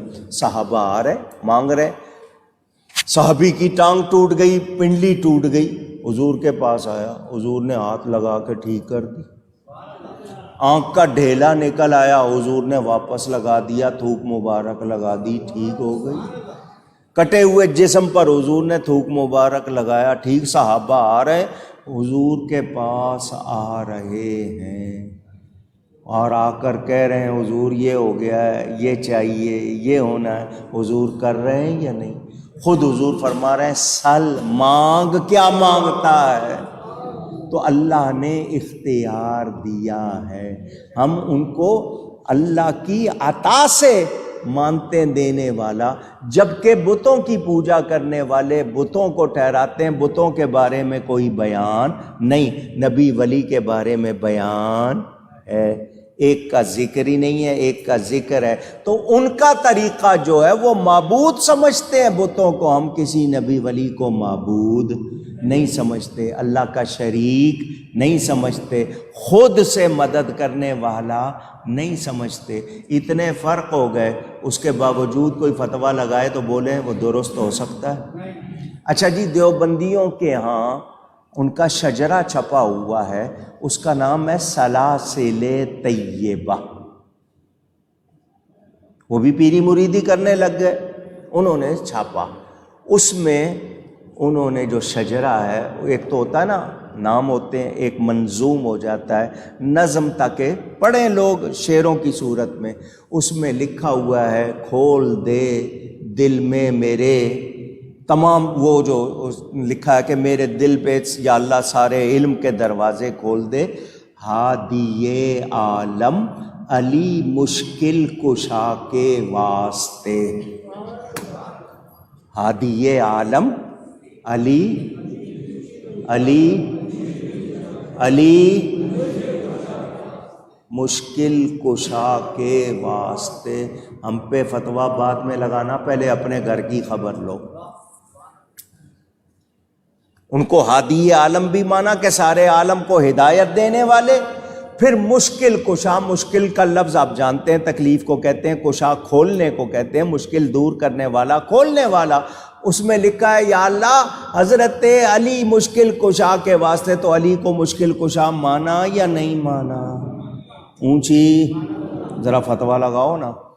مرثیے کے شعر پڑھو جو گنگوئی صاحب کے حوالے سے لکھا گیا ہے، میری کتاب پڑھ لیں آپ، سفید و سیاہ، میں نے انہی کے فتوے انہی کی کتابوں سے جواب دیے ہیں۔ جو میری کتاب ہے نا سفید و سیاہ، فتوے بھی ان کے، جواب بھی انہی کی کتابوں سے۔ پہلے طے کرو کہ تمہارا فتویٰ درست ہے یا تمہارا جواب درست ہے۔ اعتراض کرنے والوں ہم پر فتوے بعد میں لگانا، ہم الحمدللہ اہل سنت اللہ کے سوا کسی کی عبادت کرتے نہیں، کسی نبی ولی کو پوجا کے لائق سمجھتے نہ، زندہ کو نہ مردہ کو، ہم اللہ والوں کی تعظیم کرتے ہیں، اور اللہ والوں کے لیے قرآن حدیث میں بیان موجود۔ نبی پاک کی حدیث، اور ملک شام میں اتنے ابدال رہتے ہیں جن کی برکت سے بارش برسائی جاتی ہے، جن کی وجہ سے لوگوں کو رزق دیا جاتا ہے، سمجھ رہے ہیں؟ اب وہ لوگ جو کہیں کہ نہیں تم بھی انہی کی طرح، تو بولیں وہ ظالم ہیں یا نہیں؟ ہم بت پجاری، ہم قبر پجاری نہیں، ہرگز نہیں ہے۔ ہم اللہ کے سوا کسی کی عبادت کرتے نہیں۔ اللہ کے سوا کوئی بھی مظاہر قدرت ہے، کوئی آگ کی پوجا کر رہا ہے، کوئی پانی کی کر رہا ہے، کوئی سورج کی، کوئی چاند کی، کوئی تاروں کی، کوئی پتھروں کی، ہم اللہ کے سوا کسی کی بھی نہ صنم کی نہ وثن کی پوجا کرتے۔ اب صرف آپ کو بتانے کے لیے ظلم کتنا ہے، میں صرف اس جھلکی دکھا رہا ہوں، تفصیلی بیان کروں تو میرے پاس اتنا کہ میں 10 جمعے ان کی کتابوں سے آپ کو سناتا رہوں، ختم نہ۔ یہ جو ان کا تھا نا وہابیوں کا سب سے بڑا ابن عبد الوہاب، یہ آیا، جانور بیٹھے ہوئے تھے، جانوروں سے ڈنڈی تھی اس کے ہاتھ میں، جانوروں سے کہنے لگا تم کو اللہ کا واسطہ، تم کو نبی کا واسطہ، تم کو غوث کا واسطہ، ولی کا واسطہ، اٹھو۔ نبی کا واسطہ دیا، میں اللہ کا کہہ گیا ہوں۔ انہوں نے کیا کہا تھا؟ صرف نبی کا واسطہ، ولی کا واسطہ، اٹھو۔ کوئی جانور اٹھا نہیں۔ اس نے لکڑی ماری، وہ اٹھ گئے جانور۔ تو کہنے لگا کہ دیکھ لو، نبی ولی کے نام سے اٹھے نہیں۔ نبی ولی میں طاقت ہوتی تو یہ اٹھ جاتے، جو طاقت لکڑی میں ہے نبی میں وہ بھی نہیں، معاذ اللہ۔ یہ ان کی باتیں آپ کو سنا رہا ہوں، اس طرح کرتے ہیں۔ وہاں کوئی سنی بھی تھا، اس نے آ کے اللہ کا واسطہ دے دیا، جانوروں کو اللہ کا واسطہ اٹھو، جانور نہیں اٹھے۔ اس نے کہا تو نبی کا کہہ رہا تھا، یہ تو اللہ کے واسطے بھی نہیں اٹھ رہے، تو اب اللہ کے لیے کیا کہے گا؟ لکڑی ماری تو اٹھ گئے، تو ان کا کیا مطلب؟ لکڑی میں طاقت ہے، اللہ میں بھی طاقت نہیں، معاذ اللہ۔ یہ اس طرح کی باتیں کرتے ہیں۔ بولو یہ ایمان والوں کا کام ہے؟ اونچی۔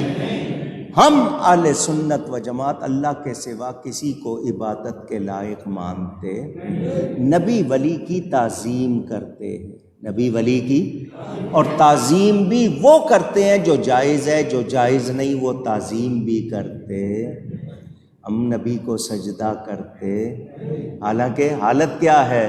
پیش نظر وہ نوبہار، سجدے کو دل ہے بے قرار۔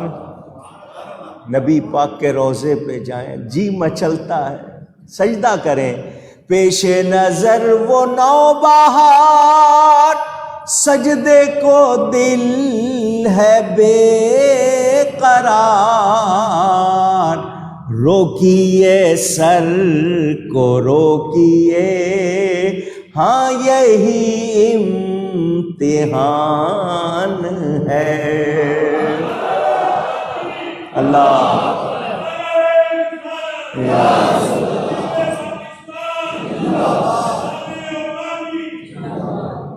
روکیے سر کو روکیے، ہاں یہی امتحان ہے۔ تو ہم تو نبی پاک کو سجدہ نہیں کرتے، کسی اور کو کیا سجدہ کریں گے؟ سمجھ آئی بات؟ تو وہ لوگ جو ہم پر الزام لگاتے ہیں وہ ظالم ہیں۔ ہم اللہ کے سوا کسی کی پوجا کرتے نہیں، اور من دون اللہ سے مراد بت ہیں۔ بت کچھ نہیں کر سکتے، اللہ والے بہت کچھ۔ نہیں، بت تراشنے والا، اس کے ہاتھ میں طاقت ہے نا، بت تراش دیا۔ بت خود اپنے آپ کو تراش لیتا نہیں، تو سوچنا چاہیے۔ تو بتوں کی پوجا، میں نے آپ کو صنم اور وثن کا فرق بھی بتا دیا۔ ایک جملہ کہہ رہا ہوں تکلیف کے ساتھ، یہ لوگ انہوں نے اپنی کتابوں میں نبی پاک کے گنبد کو سب سے بڑا بت لکھا ہے، معاذ اللہ۔ سب کہیں معاذ اللہ۔ اس کو وثن لکھا ہے، معاذ اللہ۔ تو بتائیں جو ایسا کہتے ہیں ایمان والے ہیں؟ اونچی۔ اللہ ہمیں ان سے بچائے، ان کے شر سے بچائے، ہمارا ایمان سلامت رہے۔ گفتگو میں کوئی غلطی ہوئی ہو، اللہ تعالیٰ اس کے رسول صلی اللہ علیہ وسلم کی بارگاہ میں توبہ کرتا ہوں۔ وآخر دعوانا ان الحمد للہ رب العالمین۔ مہینہ ہے یہ شروع ہوا ہے اتفاق سے، جو انگلش کیلنڈر ہے اور جو ہجری کیلنڈر، دونوں کی تاریخیں ایک ہو گئی ہیں۔ جو چاند کی تاریخ ہے وہی سورج کی تاریخ ہو گئی۔ یہ مہینہ ہے ذی قعدہ، ذوالقعدہ، ذوالقعد یہ نام لیے جاتے ہیں۔ جو حرمت والے 4 مہینے ہیں نا، ان میں سے یہ ایک مہینہ ہے، بڑی شان والا مہینہ۔ اس مہینے میں اکثر لوگ حج کے لیے جاتے ہیں، سفر کرتے ہیں۔ تو جو جا رہے ہیں اللہ ان کو مبارک کرے، اللہ ہمیں بھی نصیب فرمائے۔ اس مہینے میں حضرت ابراہیم علیہ السلام، حضرت موسیٰ علیہ السلام اور حضرت اسحاق علیہ السلام کی ولادت بتائی گئی کہ اس مہینے میں وہ پیدا ہوئے۔ اچھا جی، جن ہستیوں کے انتقال ہوئے ہیں، جن کا عرس منایا جاتا ہے اس مہینے میں، ان میں اہل بیت کے مشہور امام حضرت امام محمد تقی رضی اللہ تعالیٰ ان کا عرس منایا جاتا ہے۔ حضرت امام علی رضا ان کی ولادت کا دن منایا جاتا ہے اس میں۔ اور بزرگوں میں سے جو دن منائے جاتے ہیں، حضرت بندہ نواز گیسو دراز، گلبرگہ میں ان کا مزار ہے، ان کا وصال عرس منایا جاتا ہے۔ حضرت حسین بن منصور حلاج کا عرس منایا جاتا ہے۔ حضرت پیر جماعت علی شاہ صاحب کا عرس منایا جاتا ہے۔ سلطان اورنگزیب عالمگیر بادشاہ کا عرس منایا جاتا ہے۔ اور حضرت صدر الشریعہ مفتی امجد علی صاحب، جنہوں نے بہار شریعت لکھی، ان کا عرس منایا جاتا ہے۔ اعلیٰ حضرت کے پڑپوتے تاج الشریعہ مفتی اختر رضا صاحب کا عرس منایا جاتا ہے۔ اور اس میں حضرت پیر سیدنا طاہر علاء الدین گیلانی کا عرس منایا جاتا ہے۔ متعدد بزرگوں کے حوالے سے یہ مہینہ اللہ تعالی ہمیں اس کی برکات عطا فرمائے، اور اس مہینے اور ان بزرگوں کے صدقے اللہ تعالی پاکستان کی حفاظت فرمائے۔ دوسری بات یہ کرنی ہے، میں آپ کو پتہ ہے مروجہ سیاست سے کوئی تعلق نہیں رکھتا، میری سیاست میرا دین۔ میں جس خطرے کی بو سونگھ رہا ہوں آپ کو اس سے خبردار کر رہا ہوں۔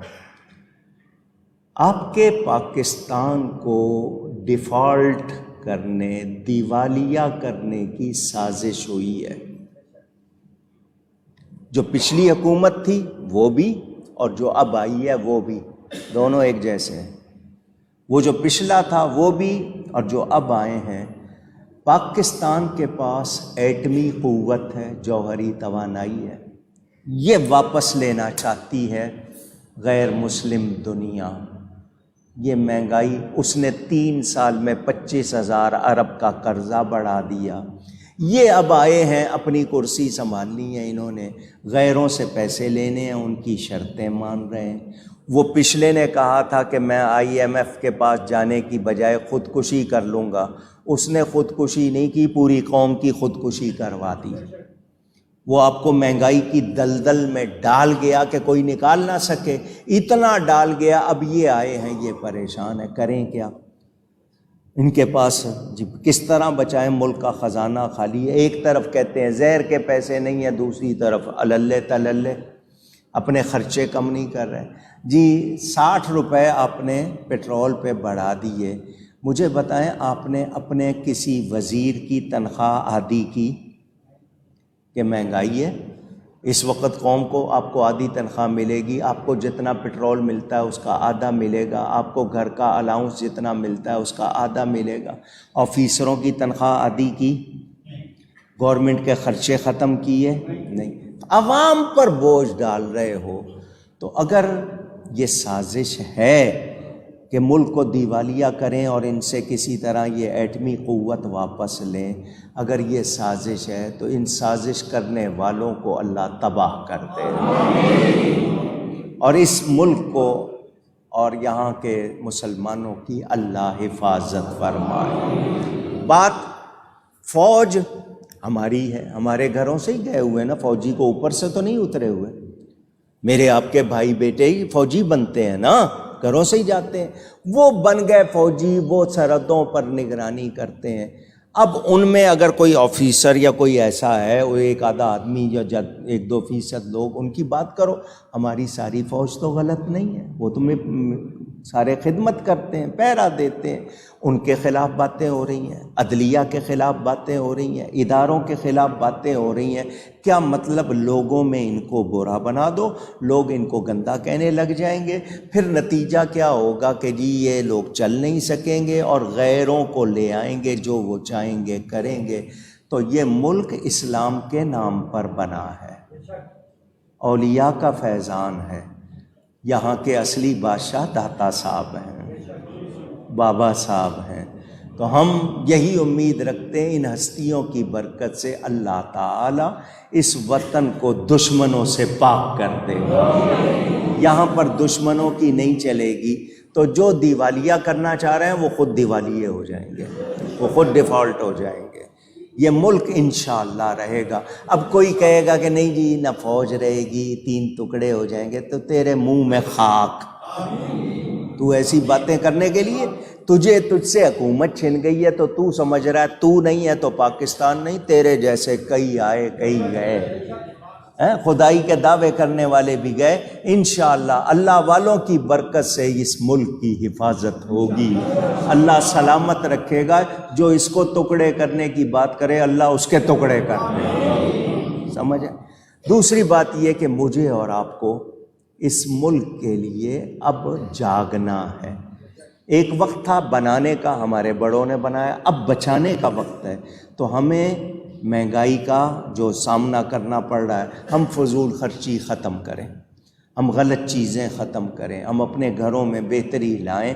ہم نے اس ملک میں رہنا ہے، یہ ملک ہے تو ہم ہیں، تو ہمیں اس کی حفاظت کرنی ہے۔ آج وقت آیا ہے اس کی خدمت کرنے کا، تو ہم سب کو اس کی خدمت کرنی ہے پوری طرح۔ اپنے بچوں کو سکھائیں، غلط چیزوں سے خام خواہ خریداری سے بچیں، جو ضروری ہیں وہ باتیں کریں، اپنے اخراجات پر کنٹرول کریں، اور سب سے بڑھ کر سچی توبہ کریں۔ کیا کریں؟ کیونکہ ہم بہت بگڑ گئے۔ ہمارے ٹی وی کے ڈرامے دیکھ لو، ہمارے اشتہار دیکھ لو، ہماری باتیں دیکھ لو، ہماری عادتیں دیکھ لو، ہم بہت بگڑ گئے ہیں۔ اب ہم گناہ کو گناہ بھی نہیں کہتے، تو ہمیں سدھرنا ہوگا، ہمیں سدھرنا۔ اور حکمرانوں سے کہہ دوں، جو اس وقت موجودہ حکمران جن کو ساری دنیا چور لٹیرے کہہ رہی ہے، تم نے اپنا ماضی اگر یاد رکھا ہوا ہے تو دیکھو تمہیں کیوں رسوائی ملی، کیوں تم بے عزت ہوئے۔ اس لیے کہ تم نے دین میں دخل دیا تھا۔ تو جو بھی دین میں دخل دے گا اس کی عزت ہو سکتی نہیں۔ تم نے ناموس رسالت، ختم نبوت پر حملے کیے تو تمہاری کوئی عزت نہیں۔ اور اب تم مقبوضہ کشمیر سے غداری کر چکے ہو، اب مقبوضہ بیت المقدس جس کو اسرائیل کہا جاتا ہے، اب اس میں شہیدوں کے خون سے غداری کرنا چاہتے ہو، تو سن لو، تم اگر ایسا کرو گے تو تمہارا نام نشان بھی، شہیدوں کا خون ضائع نہیں جائے گا۔ انشاءاللہ فلسطین بھی آزاد ہوگا، انشاءاللہ مقبوضہ کشمیر بھی آزاد ہوگا۔ وہ خود کر رہے ہیں محنت، تم نے کیا کرنا ہے؟ تم 2 منٹ کی خاموشی کی کر لیتے ہو بات، وہ قربانی دے رہے ہیں، تم نے کیا کرنا ہے؟ تم نے اگر ان کی کوئی مدد کرنی ہوتی تو اب تک کر چکے ہوتے۔ تم تو ان کا ایک قیدی آ گیا تھا تمہارے پاس، تو تم نے اس کو جناب عزت سے رخصت کر دیا، تم اس کو سزا نہیں دے سکتے۔ جاسوس آیا ہوا ہے ابھی تک اس کو پال رہے ہو، تم کن کی باتیں کر رہے ہو؟ جی ہم غلامی نہیں کریں گے، غلام نہیں ہو تو تم اور ہو کیا؟ پچھلے بھی اور یہ بھی، تو ان میں دم نہیں ہے، نہیں جی وہ ناراض ہو جائیں گے۔ بندے بنو، مرد بنو، جس دن تم مرد بن گئے دوسرے تم سے ڈریں گے۔ تم مرد نہیں ہو، تم دین کے پابند نہیں ہو، دین کے پابند بن جاؤ، اللہ تمہاری ہیبت دوسروں پہ ڈال دے گا۔ مگر تمہیں یہ آتا نہیں۔ نبی پاک کے 313 غلام تھے، کوئی سامان ان کے پاس نہیں تھا، ان کی مدد ہوئی یا نہیں؟ کیونکہ ان کا بھروسہ کس پر تھا؟ بھروسہ تھا تو ایک سادی سی کالی کملی والے پر، اللہ رسول پر بھروسہ کرنے والے تھے۔ تم کہہ رہے ہو IMF مدد نہیں کرے گا، FATF نہیں سنبھالے گا تو ختم ہو جائیں گے۔ تو تم نے سود پر کاروبار شروع کر دیا ہے، اور سود لینے دینے والا ایسا جیسے اللہ سے لڑائی کرے، برکت کہاں سے آئے گی؟ فائدہ کہاں سے ہوگا؟ تم بھی تباہ ہوگے، تمہاری معیشت بھی تباہ ہوگی، آج آ جاؤ نبی کے غلام بن جاؤ۔ محمد کی غلامی ہے سند آزاد ہونے، آزادی چاہتے ہو نا تو نبی کے غلام بنو، پھر تمہاری حکومت ہوگی تمہارا، کیونکہ یہی اعلان ہے کہ محمد سے وفا تو نے تو ہم تیرے ہیں، یہ جہاں چیز ہے کیا لوح و قلم، مگر تم کہتے ہو اس کو مانتے نہیں ہو، نتیجہ یہ کہ ملک برباد کر رہے ہو۔ ہم پاکستانی، ہم مسلمان، ہم نبی کے غلام، ہم دین کے وفادار، وطن کے وفادار، ہم تمہارے وفادار نہیں۔ جب تم اللہ رسول کے وفادار ہوگے پھر تمہاری وفاداری کریں گے۔ تم نے اس ملک کو لوٹا ہے، پہلے نے بھی، تم نے بھی، سب نے لوٹا ہے، تم لوگ لٹیرے ہو سارے کے سارے، تم سے کوئی توقع نہیں۔ اللہ کوئی بھیج دے، اللہ مدد فرما دے، اور خشکا ہے اللہ تعالیٰ رحمت کی بارشیں بھی عطا فرمائے، اللہ ہم سب کے گناہوں کو معاف فرمائے۔ یہ ضروری بات تھی، آپ سے کرنی تھی، اس لیے آپ کو بتایا کہ اس ملک کو باقاعدہ یہ ختم کرنے کی سازشیں، اور یہ ان کے اعلی کار بنے ہوئے ہیں، اور ہمیں بالکل ہوش میں رہنا ہے۔ اس کے علاوہ جو مسائل آتے ہیں میں بتاتا رہتا ہوں۔ اجتماعی قربانی کے حوالے سے آپ کو پچھلے جمعے میں نے بتا دیا تھا کہ اس سال بھی شاہد ایوب صاحب اور ان کے ساتھی یہ انتظام کرتے ہیں، انہوں نے باقاعدہ گائے والے سے سودا بھی کر لیا ہے، قربانی والے سے، جس سے گائے لیں گے، جو ذبح کرے گا، گوشت تیار، وہ سارے جو ایگریمنٹ ہوتا ہے وہ ہو چکا ہے۔ تو اس کی مہربانی، اس نے بہت زیادہ نہیں بڑھائے، تو 15,500 روپیہ ایک حصہ، اور 1,000 روپے کا گوشت بازار میں مل رہا ہے، 15 کلو گوشت دیتے ہیں تو آپ کو تو گوشت کے بھاؤ ہی پڑے گا، تو باقی خرچہ سارا دوسروں پہ آئے گا۔ تو ابھی تک 15,500 روپیہ ایک حصہ۔ تو جو لوگ حصہ لینا چاہیں قربانی میں وہ اپنی بکنگ کرا دیں، کیونکہ اسی کے حساب سے پھر ان کو جانور، اور یہ ان سے طے ہو گیا ہے کہ اگر کوئی یہ چیچک والا جانور ہوگا تو وہ ہم قبول نہیں کریں گے، بیمار قبول نہیں کریں گے، صحت مند جانور جس کو بچھیا کہتے ہیں، 2 دانت 4 دانت کے، وہی ہوں گے۔ ہر طرح خیال رکھتے ہیں، آپ لوگوں کے لیے آسانی ہو جاتی ہے، جانور باندھنے کی جگہ نہیں، چارہ کھلانے کی جگہ نہیں ہے، یا حفاظت کی نہیں ہے، تو اس طرح لوگ جو ہیں وہ اجتماعی قربانی میں آ جاتے ہیں، اور بکرا بہت مہنگا ہوتا ہے تو وہ کہتے ہیں چلو یہ حصہ۔ تو اس سال 15,500 روپیہ، اور جو لوگ اپنے ہاں قربانی کریں گے وہ کھالے ہمیں بھجوائیں۔ وہ اگر خود بھی نہیں بھیج سکتے تو فون نمبر لے لیں، یہاں سے فون کر دیں گے تو یہاں کا آدمی جا کے کھال لے آئے گا۔ یہ اعلان بھی آپ سے کرنا تھا۔ آپ کو پتہ ہے مہنگائی ہو رہی ہے، یہاں ہو سکتا ہے بجلی کے محکمے والے کوئی لوگ بیٹھے ہوں، بجلی دیتے نہیں ہیں، ریٹ بڑھاتے جا رہے ہیں۔